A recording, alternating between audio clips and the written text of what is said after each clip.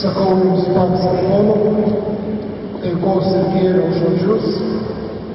Sakau jums šalom. Ačiū, kad ateinate į mūsų renginius, į mūsų koncertus. Dėl to, kad kiekvienas koncertas, kuris bevyko, ar Bernardinų bažnyčioje, Kretingoje, Pakotuvinuose, ar ligoninėje, ar kalėjime, ar senelių namuose yra pirmiausia pokalbis.